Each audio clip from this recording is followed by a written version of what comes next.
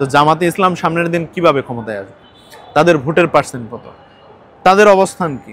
আপনি জামাতে ইসলামকে প্রশ্ন করেন যে বলেন যে 64 জেলায় অ্যাট এ টাইম একদিনই আপনারা একটা প্রোগ্রাম দেন, সমাবেশ করেন, যে সকাল 10টায় 64 জেলায় প্রোগ্রাম। জামাতে ইসলাম পারবে না 64 জেলায়, 10টা 20টা সর্বোচ্চ পারবে।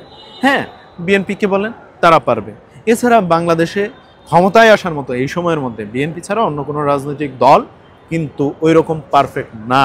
সেই জন্যই জামাতে ইসলাম প্রতিনিয়ত নির্বাচন পিছাতে হবে, বিভিন্ন ইস্যু দাঁড় করানোর চেষ্টা করেছে এবং নির্বাচনকে বিলম্বিত করার একটা অপচেষ্টা করেছে, কিন্তু কোনোভাবেই তারা সেটাতে সফল হয় নাই। কাজেই দুশ্চিন্তার কোনো কারণ নেই, সামনে সুষ্ঠু নির্বাচন হচ্ছে। আমরা সরকারকে সহযোগিতা করব, নির্বাচন কমিশনকে সহযোগিতা করব এবং সুষ্ঠু নির্বাচন বাংলাদেশের মানুষ এই রাষ্ট্রে দেখতে পারবে এবং পৃথিবীর ইতিহাসে খুব সুন্দর একটা নির্বাচন হবে বলে আমরা আশা করছি।